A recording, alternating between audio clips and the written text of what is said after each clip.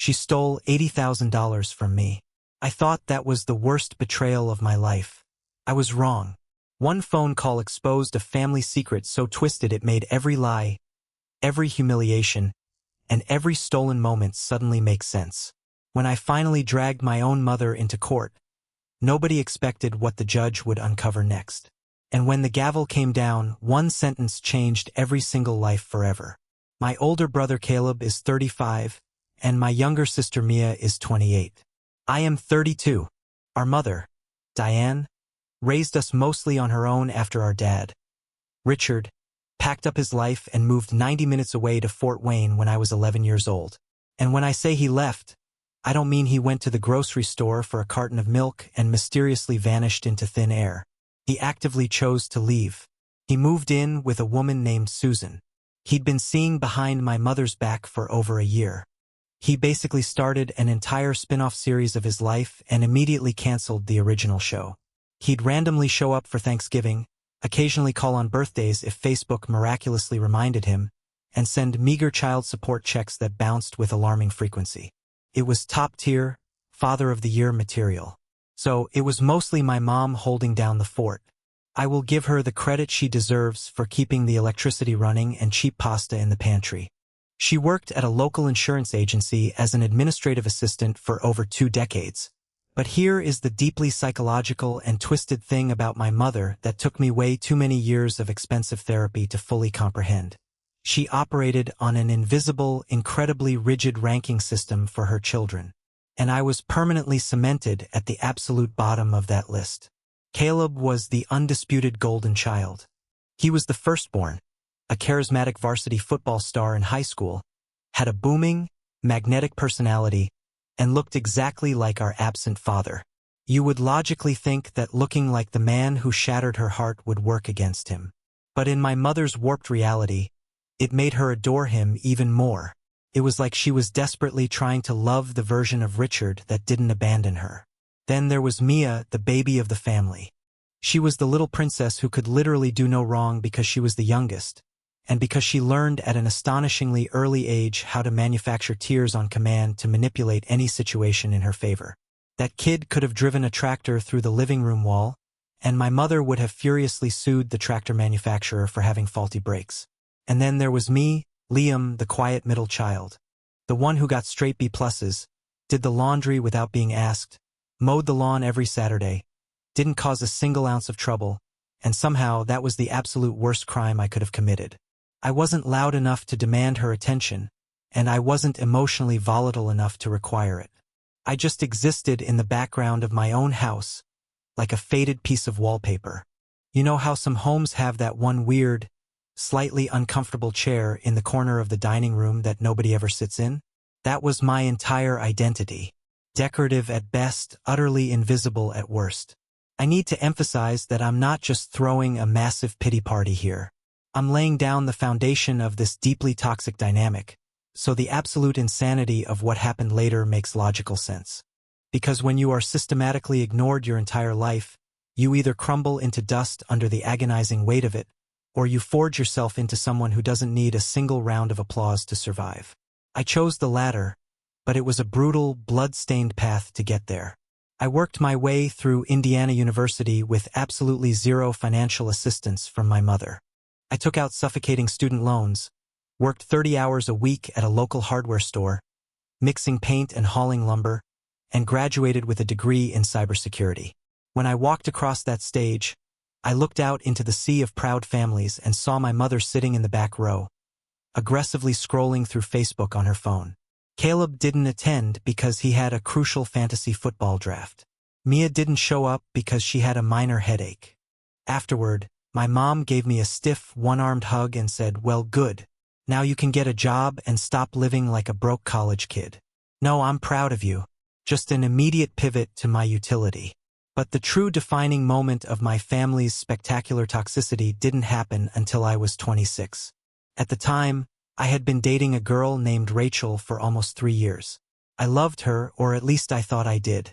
I was working 60-hour weeks at an entry-level IT job, grinding to pay off my loans, which meant I wasn't always the most available boyfriend.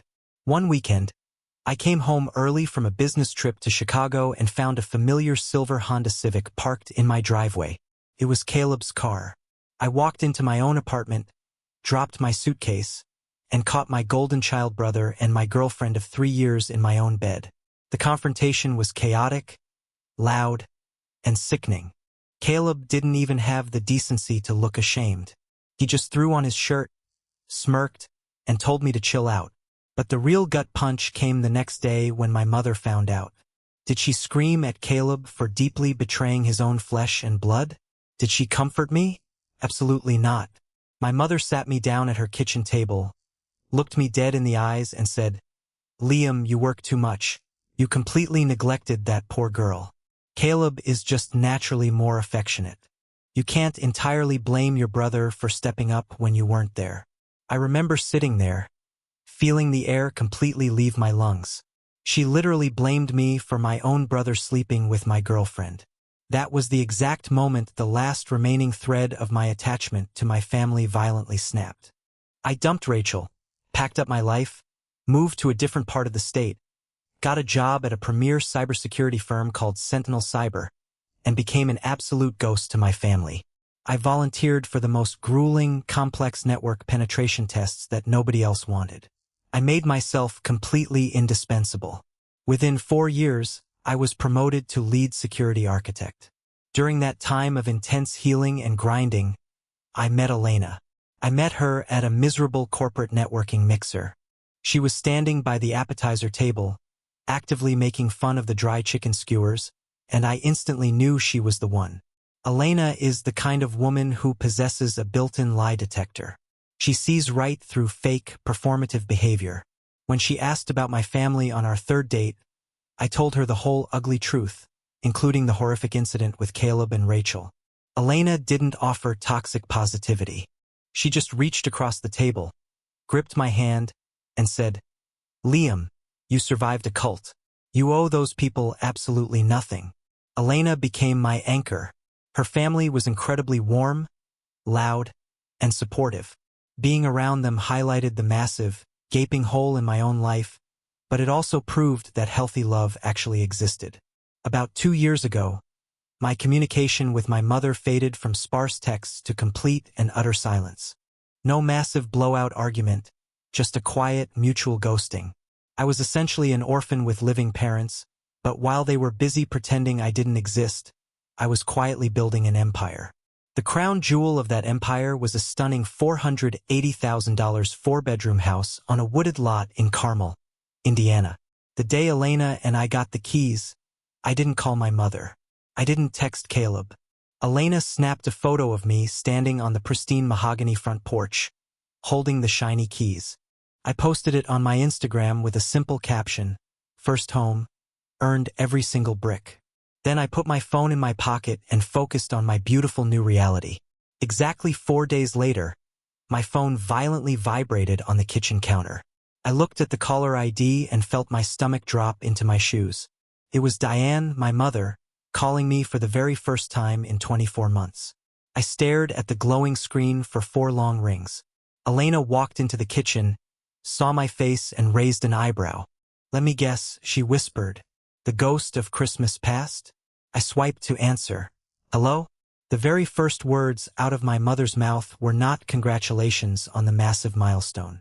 They weren't an apology for the years of suffocating silence. Her voice was incredibly frantic, vibrating with a desperate, breathless anxiety. "Liam, I need to talk to you immediately. It's about your brother. It's an absolute emergency." Of course it was. The world could be ending, meteors raining from the sky, and my mother's only concern would be whether Caleb had an umbrella. I leaned against my brand new quartz countertops, tracing the edge of the stone with my finger, and let her speak. Turns out, my perfect, charismatic brother had managed to dig himself into a life-ruining financial grave. About a year prior, Caleb decided he was going to be an entrepreneur. He took out a massive commercial lease on a high-end retail space in downtown Indianapolis to open a luxury streetwear and vintage sneaker boutique. He signed a brutal 5-year lease and dumped almost $60,000 into cosmetic renovations, neon signs, and inventory.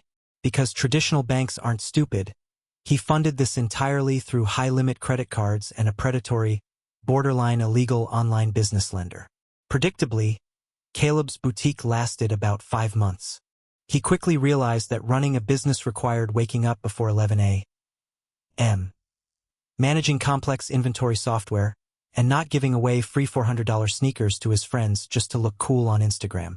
Now, the store was boarded up. The commercial landlord was threatening a massive lawsuit for breaking the lease, and Caleb was roughly $85,000 in crippling, unmanageable debt. He was 35 years old, sleeping in his childhood bedroom under his faded varsity football posters. He just needs a little financial cushion to get back on his feet, my mother pleaded, her voice dripping with that familiar, sickeningly sweet manipulation.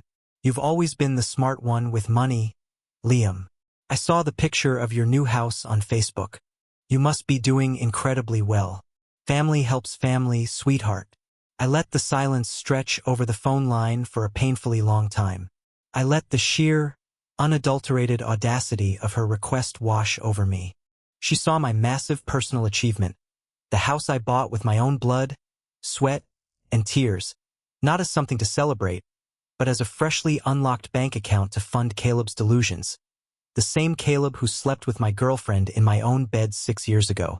I am not giving Caleb a single red cent, I said. My voice was dangerously calm. No screaming, no rage, just an impenetrable fortress of boundaries. The temperature of the phone call dropped to absolute zero in a fraction of a second. The syrupy sweetness vanished, replaced by venomous ice. I am not asking you to buy him a vacation, Liam. I am asking you to save your brother's life. But you've always been like this, selfish, arrogant, holding on to petty grudges from your 20s. You think you're so vastly superior to us just because you have a fancy house now? I have to go, Mom, I said smoothly. If you turn your back on him, you are turning your back on me. She shrieked. Consider my back fully turned, I replied, and ended the call. Update 1. Over the next 2 weeks, the harassment campaign kicked into high gear. Caleb started texting me. At first, it was pathetic and groveling. Hey bro, I know we have bad blood, but I'm drowning here. The lenders are calling Mom's house. Please, even just $20,000 would stop the bleeding. I didn't reply. Then Mia got involved. She called me from 5 different numbers until I finally picked up, thinking it was a work client. You are an absolute monster. Mia screamed into the receiver the second I answered. Mom's blood pressure is dangerously high. She is literally crying at the kitchen table because you are hoarding your money while your own flesh and blood is about to be sued into homelessness. Did Mom cry when Caleb slept with Rachel? I asked, my voice chillingly flat. Did she cry when I graduated college? Did she cry during the 2 years she forgot I existed? No. She's crying because her golden boy is finally facing the consequences of his own staggering stupidity. Lose my number, Mia. I hung up and blocked her. Then came the Facebook post. Diane wrote a massive, multi-paragraph essay that was precision-engineered for maximum public sympathy. She ranted about the agonizing sacrifices of single motherhood and how deeply it shatters a mother's heart when a child achieves financial wealth but loses their moral compass. She talked about how greed transforms people into cold, unfeeling strangers who abandon their blood in their darkest hour. My extended family swarmed the comments like vultures. Aunt Barbara called me a disgrace. My cousin Greg said I was dead to the family. Elena read the post over my shoulder. Her jaw clenched so tight I thought her teeth would shatter. This woman is clinically insane, Elena muttered, rubbing my shoulders.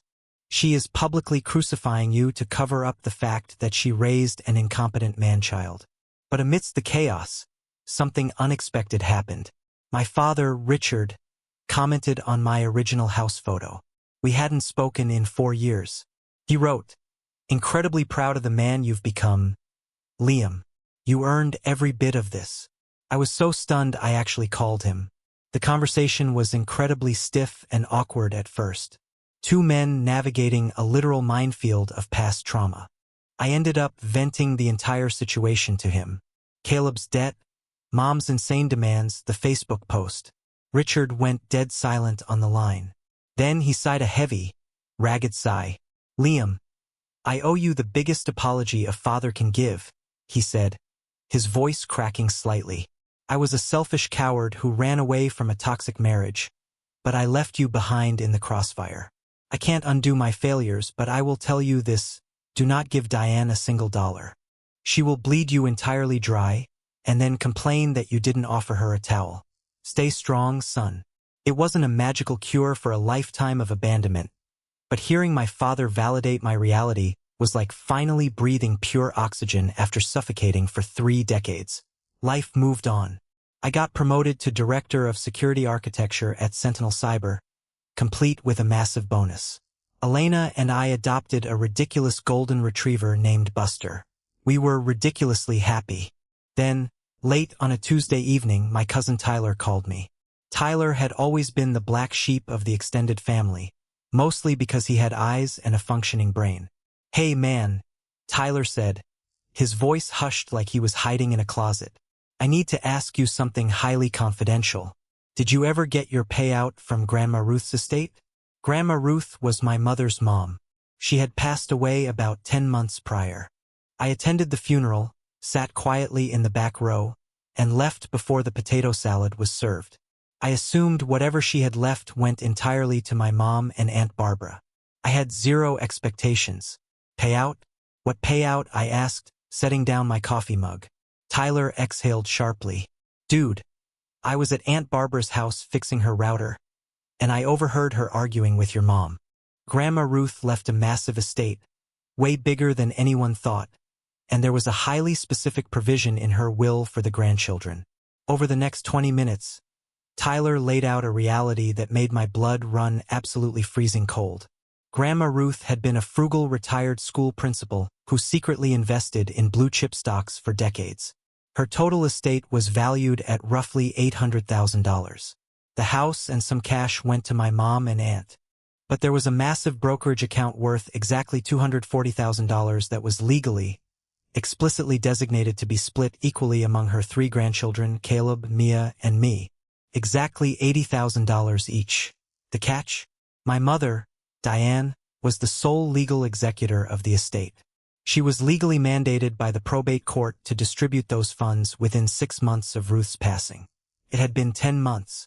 Caleb and Mia had received their $80,000 checks months ago. I had not received a single penny.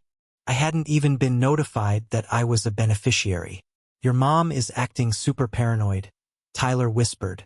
"I think she took your $80,000 and used it to pay off Caleb's most aggressive commercial lenders so he wouldn't go to jail for fraud. That's why she was begging you for money a few months ago. She was trying to cover the hole she dug before you ever found out." I hung up the phone and just stared blankly at the wall. The betrayal was so profoundly deep, so maliciously calculated, that it transcended anger. It was a cold, blinding clarity. They didn't just ignore me. They didn't just excuse my brother sleeping with my girlfriend. They actively, legally robbed me. They stole $80,000 that was legally mine to fund the very brother who destroyed my past. I told Elena, I have never seen a human being transform into a weapon of war so quickly. Elena's eyes went completely dark. She didn't yell. She just calmly opened her laptop and said, "My college roommate works at the most ruthless estate litigation firm in Indianapolis. We are going to digitally and legally eviscerate this woman." 2 days later, I was sitting in the sleek, glass-walled office of Veronica Vance, a senior partner in probate litigation who possessed the terrifying, calm energy of a sniper. I handed over the notes from Tyler, the timeline of Caleb's business failing, and the timeline of my mother's frantic phone calls. Veronica listened without blinking. She took out a silver pen, tapped it twice on her mahogany desk, and smiled a smile that lacked any warmth. "Your mother has a strict fiduciary duty to the estate and its beneficiaries," Veronica explained smoothly. "If she dispersed the funds to your siblings and deliberately withheld your legal share, that is a catastrophic breach of fiduciary duty. If she redirected your inheritance to pay your brother's debts, that is a civil tort known as conversion. It is grand theft. We are going to absolutely bury her." Veronica didn't waste time. She immediately drafted a formal legal demand letter and sent it via certified mail. It was a masterpiece of legal intimidation.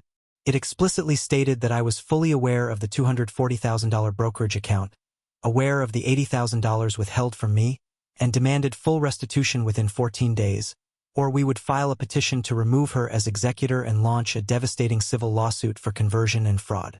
The letter hit my mother's house like a tactical nuke. By 3 p.m. on Wednesday, my phone was exploding. Caleb left 6 voicemails, his voice cracking with sheer panic. Bro, what the F times are you doing? You're suing mom? You're going to destroy the family over some technicality. Mia sent a barrage of texts calling me a greedy, sociopathic monster who was going to give our mother a lethal heart attack. Then Diane called. I sat on my living room couch, put the phone on speaker, and motioned for Elena to listen. I tapped answer. Liam Christopher, what in God's name is this psychotic letter? Diane screamed. She wasn't crying. She was enraged. She was furious that the invisible chair in the corner had suddenly grown spikes. It's a demand letter. Mom, I said, my voice perfectly level. Where is my $80,000? This is completely ridiculous. She deflected, her voice shrill and panicked. Your grandmother wanted that money to help the family. Caleb was drowning. He was going to be sued by his landlord. I used the money where it was desperately needed. You have a beautiful house and a great job? You didn't need it. I looked at Elena. Elena's eyes widened in sheer disbelief. My mother had just verbally confessed to the exact crime we accused her of, completely unprompted. Mom, I said slowly, ensuring the phone recorded perfectly. That money was legally designated for me. You stole my inheritance to pay for the debts of the brother who slept with my girlfriend. You committed a massive felony. I am your mother. She shrieked so loudly, the speaker crackled. I make the decisions for this family. If you drag me into a courtroom, Liam, I swear to God you will be completely dead to us. You will never be welcome in my house again. I let the pathetic threat hang in the silent air. I thought about the decades of being ignored, the betrayal, the stolen money. Mom, I whispered, I was never welcome in your house to begin with. See you in court. I hung up and permanently blocked all their numbers. Update 2. The lawsuit was filed the very next morning. We petitioned for a full accounting of the estate, immediate removal of Diane as executor, and full restitution of the $80,000 plus punitive damages and legal fees. Veronica subpoenaed my mother's bank records, and it was an absolute bloodbath. The paper trail was so blatantly obvious it was almost insulting. The records showed Caleb and Mia receiving their $80,000 transfers, exactly 4 months after Grandma Ruth died. My $80,000 was transferred into Diane's personal checking account a month later. 2 days after that, Diane wrote 3 massive cashier's checks, totaling $78,500 directly to Caleb's commercial landlord and his aggressive online lenders. It was undeniable textbook embezzlement. The court date was set for a freezing Tuesday morning in late January. Elena held my hand as we walked into the heavy oak doors of the Marion County Probate Court. My mother sat at the respondent's table, looking 10 years older, flanked by a cheap, sweaty lawyer she had clearly hired off a billboard.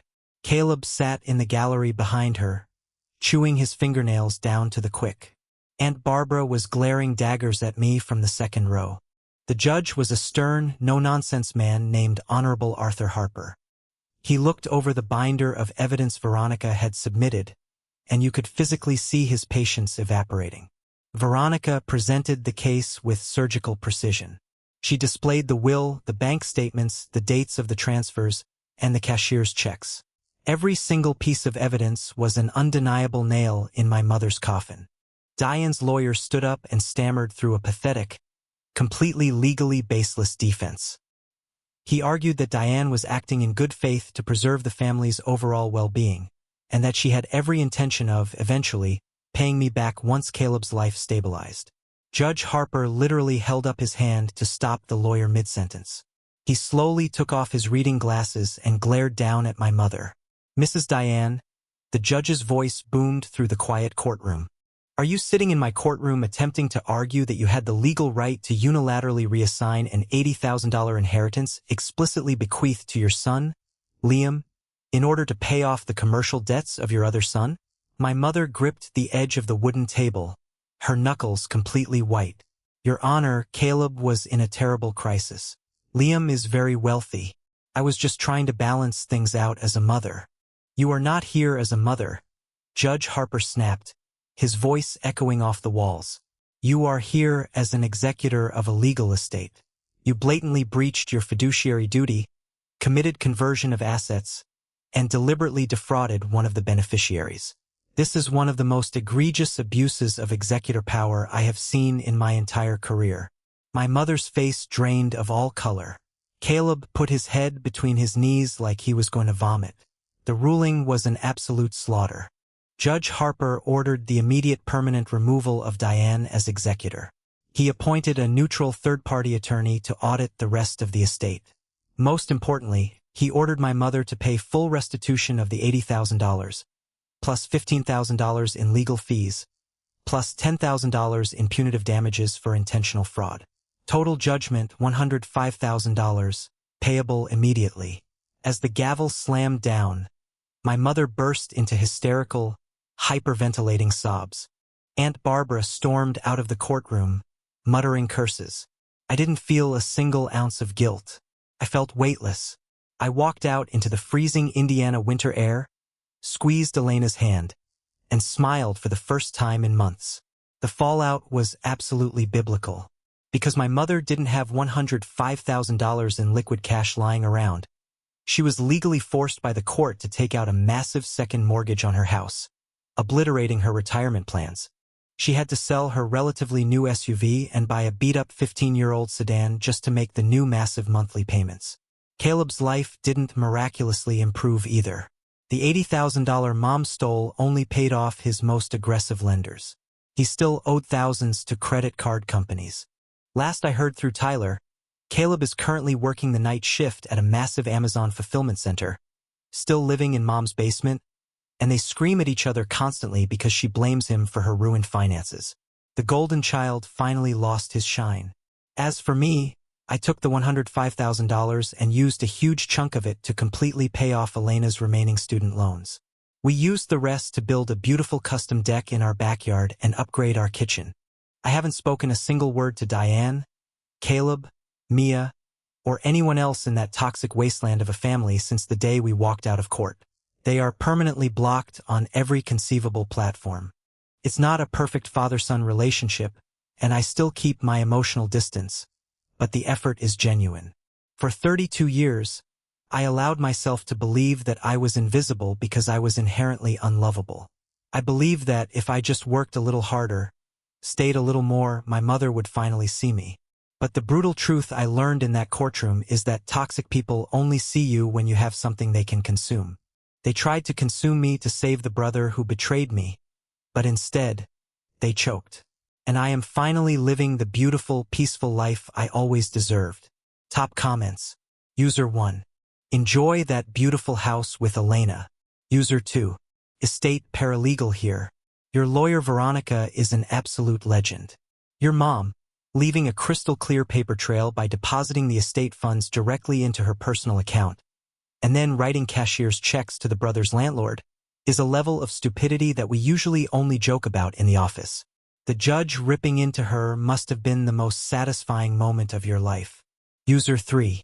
As a fellow invisible middle child, this story is the ultimate catharsis. The golden child always ends up failing because they never actually have to learn how to survive, while the invisible kids build empires in the shadows. The fact that he's working a night shift while you paid off your girl's student loans is poetic justice at its finest.